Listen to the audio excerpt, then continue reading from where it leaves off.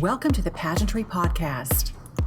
And today's very special pageantry guest is none other than your Miss Teen USA 2020, Ki'ilani Arruda. Kiki, thank you for coming in. Thank you for having me. How are you doing? I am doing wonderful. I'm so excited to speak with you. I'm so excited. I watched online when you captured the crown, and I've been waiting for this interview. You'll be one of the main features in the upcoming edition of Pageantry Magazine. So I'm excited to speak with you. You're very well versed, and I will say very determined young lady. Thank you very much. I try. So you're standing there center stage, and you're awaiting the announcement of Miss Teen USA 2020. How surreal was the wait? Oh gosh, I think everything at that moment, just building up to that moment, the whole week, the whole year of preparation, just to be standing there in the top two, a position that I've always dreamed about being in, but really, it only really felt really real, like in that moment. And hearing my name called, it was just mind blowing. I don't know if you saw my reaction, but I was freaking out on stage. Like I couldn't believe it. I just knew that everybody at home was freaking out, and my friends and family that were in the audience were freaking out, and I was freaking out. So it was really amazing. And I know it's a surreal moment, but has it become a reality that really you're only the second young woman from Hawaii to capture the Miss Teen USA crown, and that has been 36 years. Mm-hmm. Yeah, it was what I had in mind. I know that Hawaii hasn't captured the crown or even placed in the top 15 for a couple of years. So knowing that I had this big responsibility going into the pageant, but really I just wanted to go in and try my best and have fun. But being the second winner to take the crown, the Miss Teen USA crown for Hawaii, just meant a lot for me and for my home, because Hawaii is where I was born and raised and where I grew up. So like my community means a lot to me, and getting to do that for my community and bringing the crown home to Hawaii was just something super humbling for me, and that I'm super grateful for. And I will have to admit, the only time I've been to Hawaii was for the Miss Universe pageant years ago. And I tell you, I got lost so many times because I couldn't read all the street signs. They're the longest street signs I have ever seen in my life. How many letters can they fit on one of these? That is my question too. I think I live on Kauai Road, so it's not one of the longest, but I know there's really, really long names too. And I know you're relatively new to pageantry, to the glamour lifestyle industry, but that you did compete for the Miss Teen USA title for Hawaii twice. What do you think the big difference was between year one and year two? Yeah, I think for me, it was the first year going into it. I was very new to pageantry. I didn't really know what direction I wanted to go in. So I was just doing it for experience and then for fun. But going into the second year, I really had concrete goals and what I wanted to do. And I think that's what helped me, is having these concrete goals and having these visions in my mind of what I would want to do with the title and who I want to be and what I want to get out of pageants, because there is really just a whole world out there that pageants have helped me grow and learn as a person. So going into the second year, I was confident in myself. I knew what I wanted to do. I had a plan, and that really helped me accomplish my goals and just become who I am today. And I know you've already had a wonderful, exciting, we'll say virtual / drive-through homecoming. Yes. It was been interesting. There were a lot of Zoom interviews, which I enjoyed a lot, like we're having here today. We're all making it work with this virus, but it's really nice getting to talk and share with my stories with people, and just coming home. And even though I couldn't really fully celebrate, like hug and kiss my whole family and all my friends, like it was still good to feel everybody's support. And you had a very special proclamation given to you when you went back home. Yeah. So I was completely shocked when the mayor announced that he wanted to name a day after me, because I knew that he doesn't do that for everybody. And I was like, a day after me? What? And then so like, it was like a second birthday. I was so happy. I wanted to like eat cake and celebrate, but it was really fun. It was crazy. And where is that proclamation hanging right now?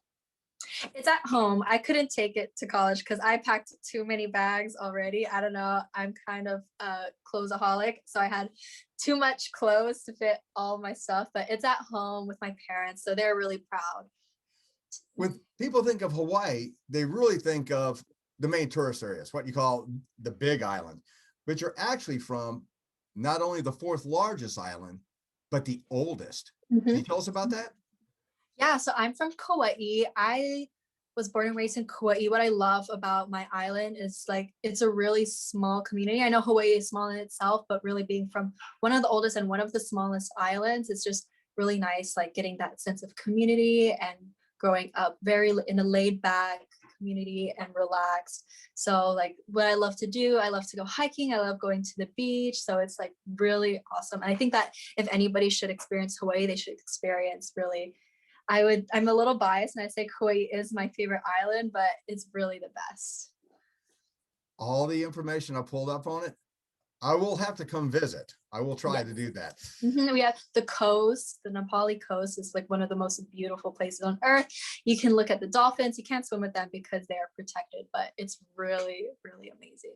And the highest valleys, or the lowest valleys and the highest peaks with the trails in the rainforest. And then Mount Waialeale is the wettest place on earth too. I did read that. Yeah. Did read that.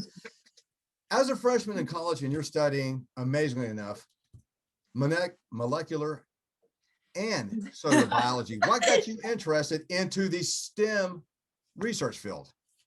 Yeah, for me, I've always loved STEM. It's something that it was always really interested me in. I think for a lot of people who are interested in STEM, it's just like so different. It's so like grotesquely amazing. Like for me, I love getting to work with like the microscopes and getting to look under the cells and with like bacteria and all that thing. So it's like really just so interesting to me. And it's something that I think a lot of people are interested in and need to push more too, because especially for women in STEM, I feel like we don't have enough representation. I know there's women in STEM that has been in STEM for a long time. It's just we haven't had the recognition that we need. So I think that a lot of girls need to be pushed to like follow their dreams and go after their dreams in STEM, because I know so many girls are interested in it, like me. I do know that autism awareness is very close to your heart. Would you like to speak a little bit about that? Yeah, of course. So my little brother, he was diagnosed with autism at the age of 2. And with him being on the spectrum and my family not really knowing a lot about his diagnosis, it was kind of difficult for us to navigate through his impediments and what he needed. But over time, we did figure out what he needed and got the resource that he would make him thrive. So that's one of the things that I wanted to advocate for, is helping other families and other people who are on the spectrum find the resources that they need to help them. And I think that's really important also to build a sense of community for those, because especially during the times like now with coronavirus, it's really hard to like feel like you can reach out or you could feel isolated sometimes. So having that connection and having that support is really important. What do you feel is the greatest challenge actually facing teens today? Yeah, I mean, speaking on behalf of my part, just really having that disconnect from other teenagers. I know there are times when I know that before the pandemic, I was very busy in school. I had so much going on and so many activities, but now with the pandemic, people can feel a little isolated and a little lost at some point. So it's just really just honing into like what drives you and what makes you happy and really getting involved, whether it is clubs on Zoom or talking with your friends online. Even though we're all socially isolated, that does not mean we have to completely isolate ourselves. So just getting out there and talking to one another and checking in and making sure you're okay and really having these deep connecting conversations with your friends and family. I agree. And it is a tough time for all. I know that you've done several interviews already since capturing the title of Miss Teen USA 2020, and you will do more after me. But tell me something, and our listeners and our readers, unique about you that you haven't told anyone else yet. Let's see. One thing I could say, just being here in the dorm, I have gotten to love like decorating my room. So I am kind of obsessed with like plants now. Like I'm starting to become a plant mom.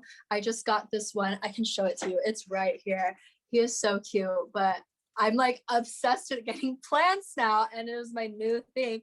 I hope that I can keep them all alive throughout the semester. That is my one goal, is to keep all my plants alive. I have 3 so far, but I want to get more too. Just being here from 1 month. Don't worry about all the grades. Let's just keep the plants alive. Just keep the plants alive.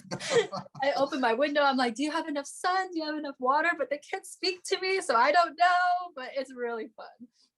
You're not only embraced by American culture, but by the Filipino culture. A lot of people did not know that. That's a lot of pressure because you know a lot of the history. They're one of the most rabid fan bases in the world. How has that been working out? It's been so crazy. It's been the community in the Philippines. They've been so amazing. I've had a couple interviews with some people in the Philippines, and they all express their support and just like amazement towards me. So it's really just like heartwarming to have like them support me, because yes, I am half Filipina, and I know that there's so many previous queens such as Catriona and Pia who are just amazing role models, and my role models I have looked up to in the past. So just knowing that I can continue their legacy and that I have these people supporting me is just so awesome.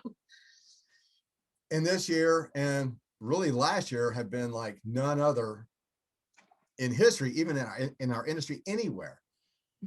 That aside, what do you hope to accomplish as Miss Teen USA? Yeah, there is a lot that I hope to accomplish. For one, I know that Miss Teen USA in its name, she is a role model for teens. And that's something that I really want to do, is I want to inspire other teens, especially other young women, to feel comfortable in their own skin and to just love themselves and be confidently beautiful, which is the motto for Miss Universe organization, the Miss Teen USA organization.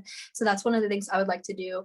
Of course, throughout my year, working with organizations such as Smile Train and Best Buddies particularly because they work with people with intellectual and developmental disabilities, which is really close to my heart. That's one of my goals.